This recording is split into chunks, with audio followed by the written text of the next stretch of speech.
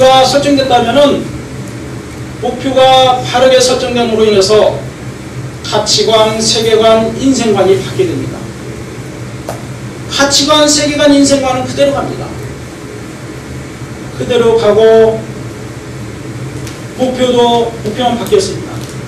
그것이 이루어질 수 있습니까? 제가 생각되어지기는 이룰 수 없는 아이러니 속에 가는 것입니다. 똑같습니다.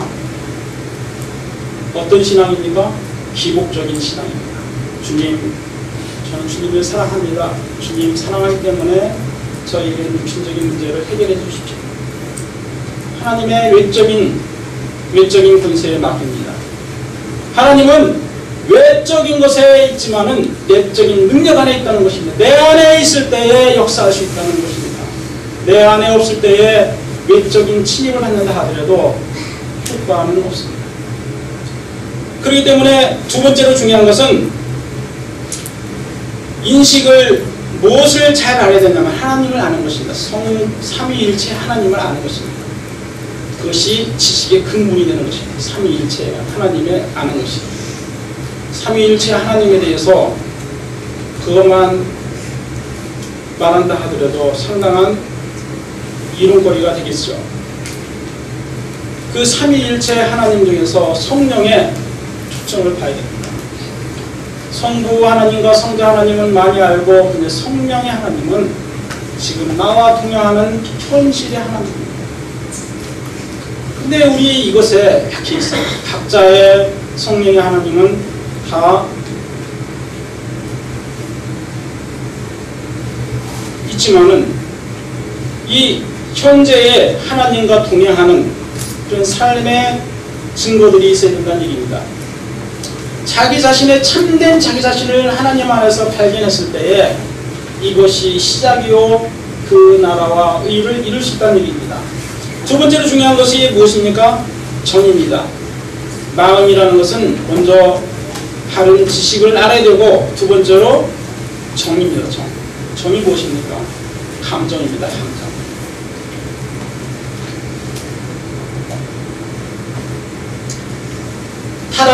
타락하다 보니까 창세기 3장이 어떻게 됩니까? 목표가 바뀌지 않습니까? 먹음직스러운 것을 위해서, 먹는 일을 위해서 살아갑니다. 아까 말씀드렸다시피 만무이즘에 갇혀진 산들이겠죠. 먹을 것을 위해서 살아가는 인생들이 90% 이상입니다. 먹고 살기 위해서 살아가는 인생이 그 창세기 3장에 문제가 걸리는 것입니다. 두 번째로 탐스러운 것을 위해서, 보암직한 것을 위해서 또 살아갑니다. 보암직한 것을 위해서 살아갑니다. 아직까지도 주님 안에서도 참된 자기 자신의 진리를 발견하지 못해서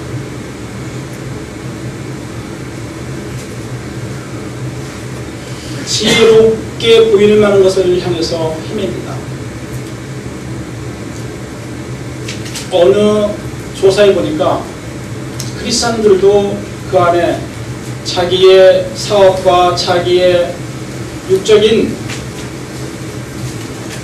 발전을 위해서 온다는, 그 어쩔 수 없는 활동 안에서 온다는 사람들도 있다는 것을 볼 수가 있었습니다. 우리 잘못된 타락된 인간들이 정이 어떻게 됩니까? 먹는 것을 위해서, 또 탐스러운 것을 위해서, 보암직한 것을 위해서, 지혜를 위해서 살아가는 일에 매진한다는 얘기입니다. 그 세 가지 일이 예수 그리스도께서 어떻게 해결하셨습니까? 다 아시겠지만은 40일 근식한 다음에 사단이 유혹하지 않습니까? 그것을 예수님께서는 마태복음을 통해서 해결한 것을 우리가 볼 수가 있습니다. 요가복음 4장 1절부터 13절에 보니까 그 배고픈 분에게 돌이 똑똑이가 되라고 하지 않습니까? 그 창세기 3장의 문제를 해결하는 시점으로 가지 않습니까? 말씀으로 살아야 된다는 것을 분명히 하지 않습니까? 그 유혹에 넘어가지 않습니까? 먹어야 될 것을 살아가라는 그 마귀의 유혹에 넘어가지 않습니까? 나머지 두세 가지 문제가 영광을 보여준다고 성전 꼭대기에 세워놓고 뛰어내리라고 하지 않습니까? 또 자기에게 절하라고 하지 않습니까? 그것을 어떻게 이기셨습니까? 그 같은 40이라는 한계 상황에 있는 그러한 금식 후에 변화 없이 흔들리지 않고 하나님의 말씀으로 그들을 이기는 것을 우리가 볼 수 있습니다. 우리에게도 구원의 길을 가는 자들에게도 그와 같은 사실이 있습니다. 입으로 시인하면 구원을 받으려 했지만은 입으로 시인하고 주님의 말씀을 따라가는 자들에게도 먹을 것의 문제가 따라옵니다. 다 해결될 것 같은데 먹을 문제가 사탄은 우리를 그것을 가지고 유혹을 합니다.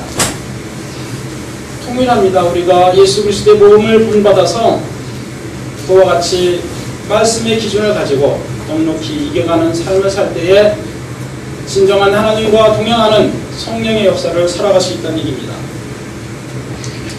세 번째로 중요한 것이 의지입니다. 의지.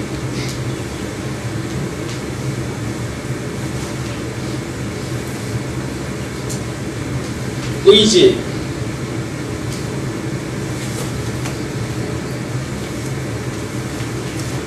우리는 하나님을 알고 또 삶을 통해서 감정을 통해서 주님 앞에 시인하고 어떻게 할 때에 우리가 그렇게 가능하겠습니까? 제일 먼저 중요한 것은 인식이 중요합니다. 인식. 하나님을 어떻게 인식하냐에 따라서 그 나머지 감정이 되어지고 그 다음에 의지가 생겨날 수 있습니다. 그것이 인식이 잘못됐을 때에 감정까지 문제가 되어집니다. 인식이 바로 하나님에 대한 인식이 바로 되었을 때에 그 다음에 감정의 문제는 하나님의 말씀으로서 그것이 이루어질 수 있습니다. 그 다음에 중요한 것이 두 개가 다 되어진 다음에 함께 해야 될 것이 바로 의지입니다. 의지. 바른 지식이 있고 바른 감정의 다스림이 있다면 인격이 변합니다. 우리는 복음을 믿고 따르는 자들은 서서히 인격이 변해야 됩니다. 인격의 변화가 없는 것은 성장의 멈춤을 나타납니다.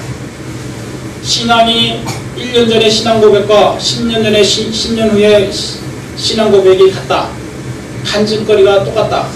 그것은 1차적으로 영 안에서 질병이 있음을 스스로 판단해야 될 것입니다. 항상 우리는 새로운 것에 대한 반응과 흡수와 이걸 통해서 통합되는 과정을 가야 됩니다.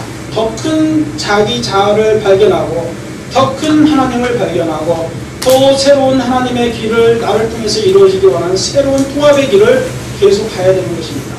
만약에 그러한 갈등과 그러한 통합의 길이 가지 않는다 하면은 그것도 역시 지식적인 구원과 지식적인 삶에 매여 있다고 봐도 과언이 아니겠습니다.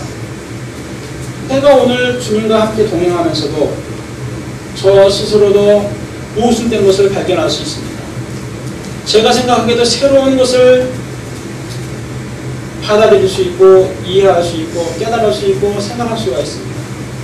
그럴 때에 우리가 그런 통합의 과정을 가야지 바로 하나님 나라에 천국에 가는 데까지 계속 그의 통합의 역사는 계속되어져야 됩니다. 우리가 살아있을 때에 그러한 일은 계속되어질 수 있다는 얘기입니다. 지금 우리 의지는 어떻게 됩니까? 말씀 안에서 어떠한 의지를 가져야 됩니까? 데살로니가 전서 5장 16절과 18절에 보니까